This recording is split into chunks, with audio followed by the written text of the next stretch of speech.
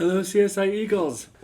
This week we are going to be tackling the favorite subject of everyone here, copyright. I know that copyright is very boring and why do we need to know about it? But we do, for multiple reasons, especially with the modernization of text generation and text creation with AI, with a lot of increased access to articles and free access to articles.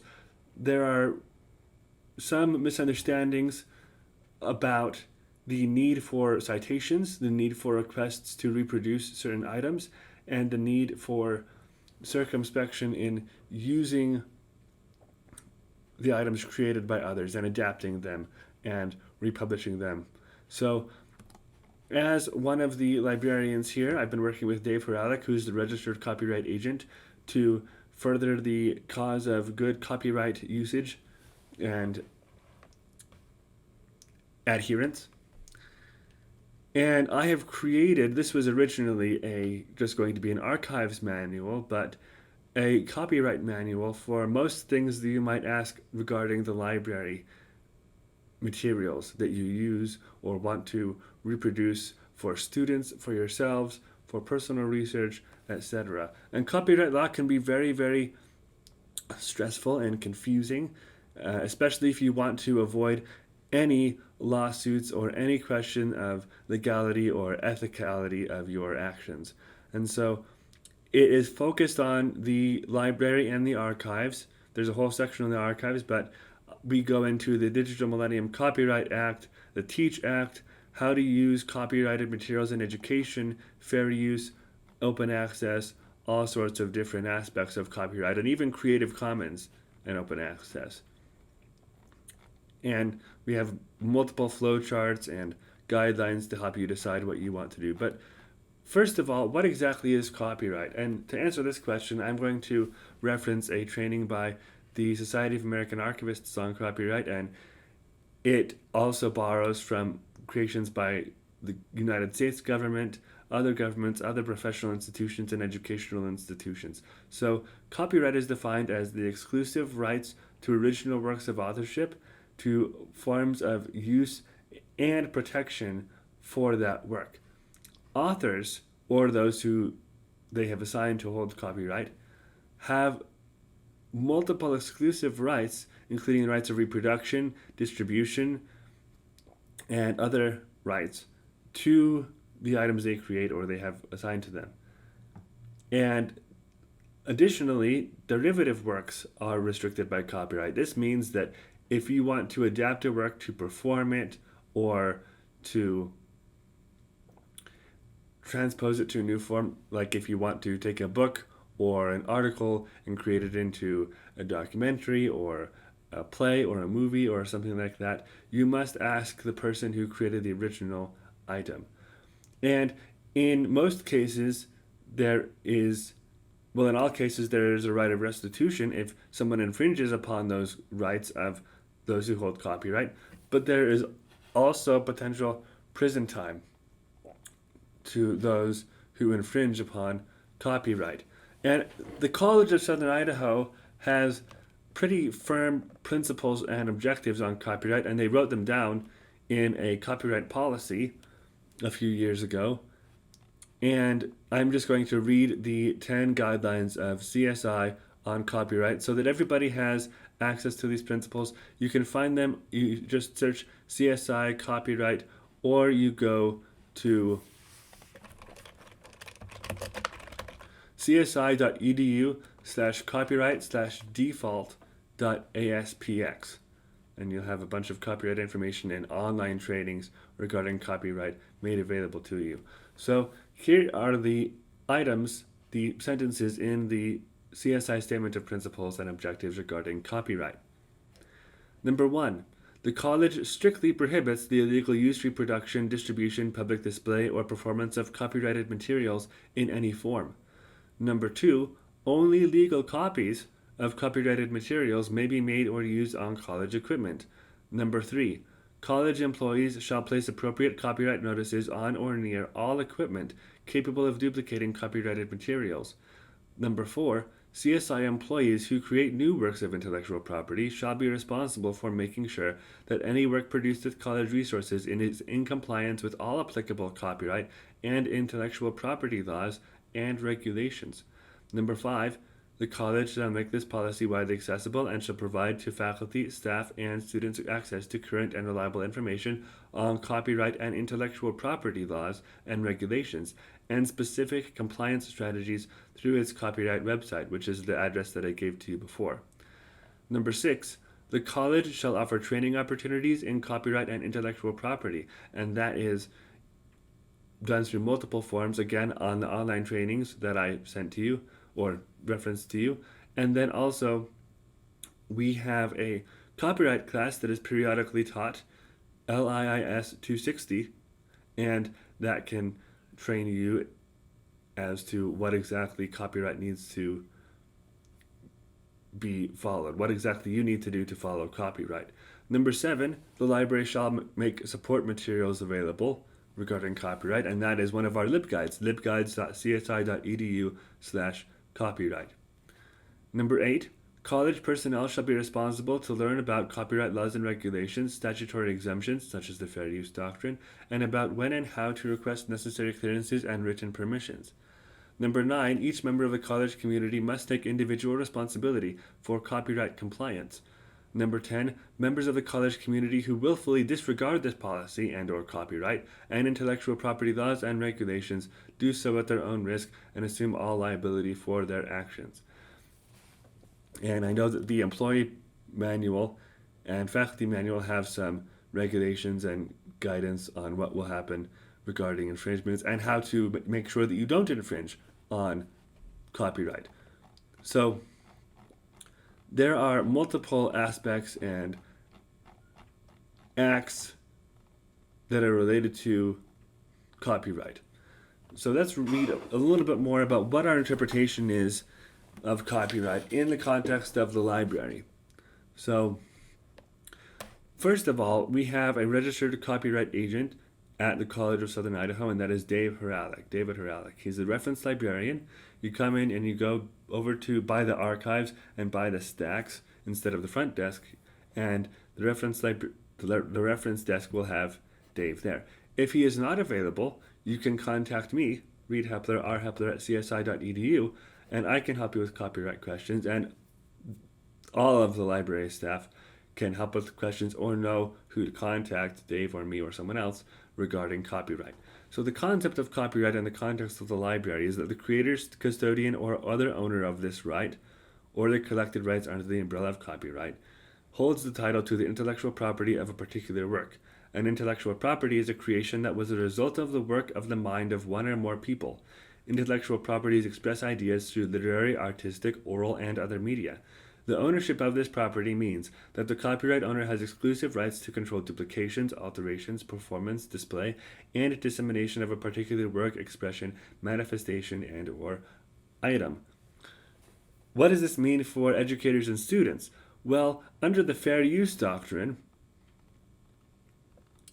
there are multiple ways that people can use items in educational contexts. Copyright law provides important exceptions to the rights of copyright holders that are specifically aimed at nonprofit educational institutions and libraries.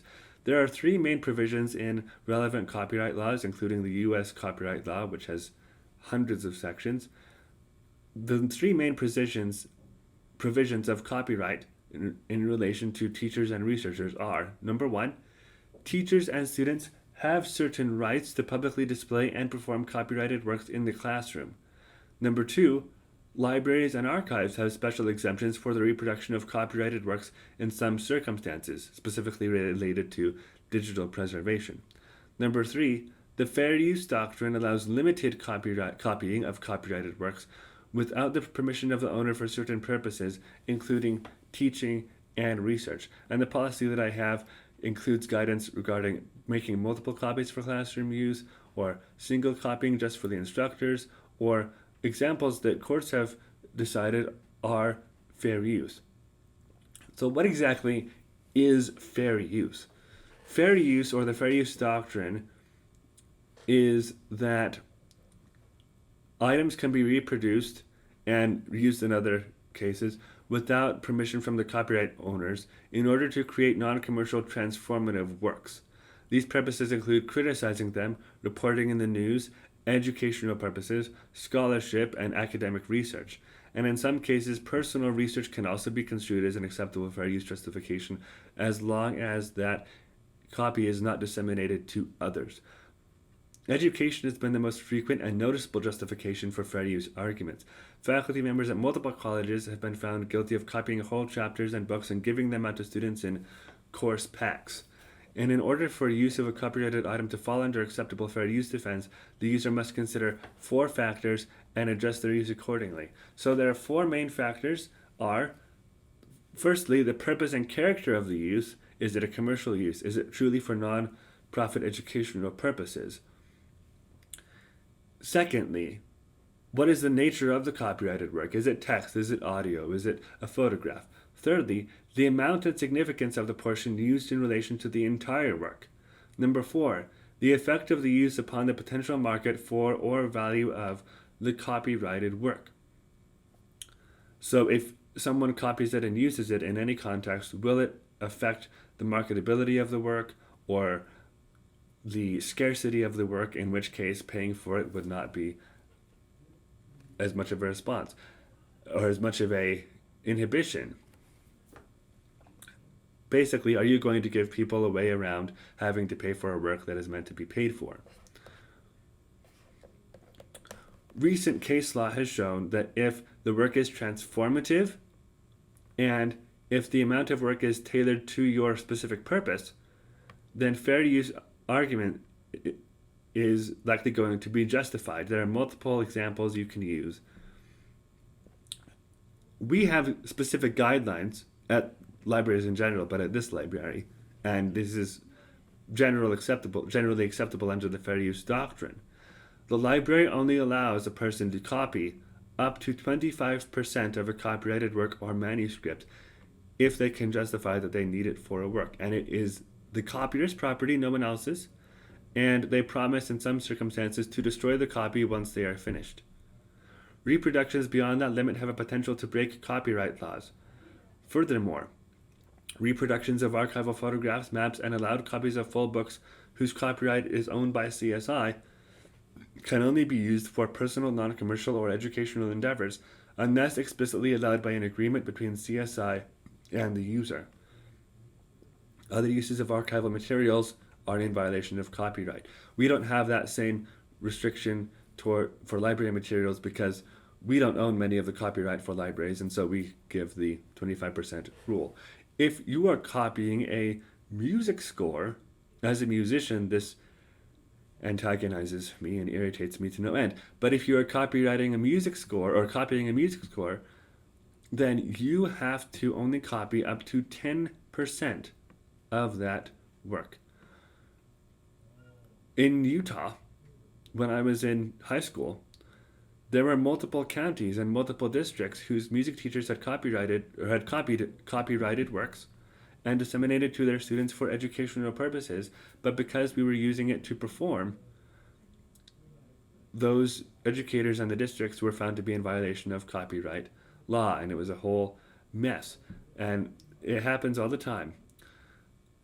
And I referenced earlier that other faculty members of other institutions had been disseminating course packs, especially because of COVID, and copyright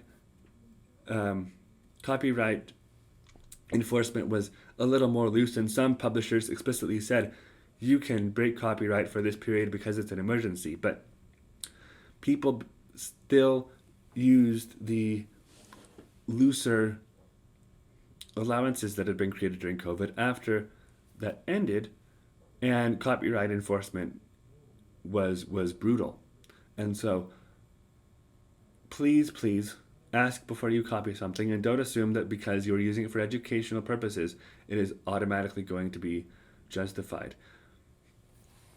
Dave's responsibility as the registered copyright agent is to ensure that we follow copyright and that copyright rules are followed. Again, with ChatGPT, Bard, Bing, with their use of copyrighted works in their language models, you can't be sure that your copyright of a work created by ChatGPT is truly theirs to give to you because they've used copyrighted works potentially in what they create.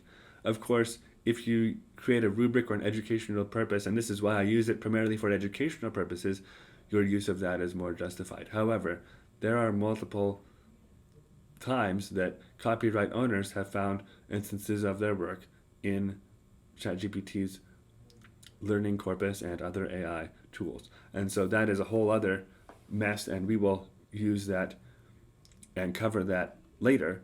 But I just thought that it would be influential and important to address copyright while people are developing their courses and preparing to go to other courses, while students are preparing to go to summer courses and fall courses.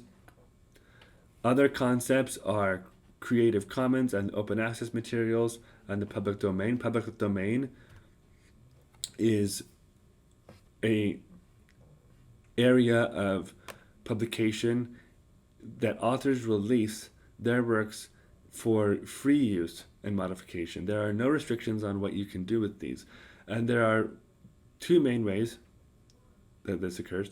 Authors, again, or creators of any kind, release their work into the public domain deliberately.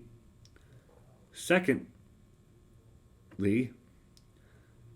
a work enters the public domain after 95 years have passed since the creation of the work, or for the life of the author plus 70 years, or if it's a work for hire for a corporation, 120 years from its creation. And these works will either have a public domain notice or a Creative Commons 0 notice on them. And there are other references. There's a copyright term and public domain table created by Cornell University, and there's resources created by the American Library Association to help you determine if a work is in the public domain. If you can't find a notice on it, there should be a notice on it. And then open access is a related domain of publication in which a limited number of rights are released to the public. These can range from everything or almost everything, as long as the creator is attributed, to the restrictions that you can use it for free as long as you don't use it for a commercial purpose and you don't make a derivative use. That is, you link to the original item and do not make any derivatives or any copies. And there are a bunch of other restrictions and features of these licenses. And so I will cover these with anybody who wants to know about them. And once this manual is created and completed, I will be happy to share it with anyone who wants to have access to it. This is going to be a publicly accessible document. What use is a manual if people don't know how to use it and don't have access to the information contained within it? And so I am very excited to help you navigate the world of copyright. And I will see you next week. Please again come next week to the book reading, the book club, The 7 Husbands of Evelyn Hugo, at noon on June 1st. It's going to be very exciting. We hope to see you there. And I'll see you next week on The Knowledge Nest.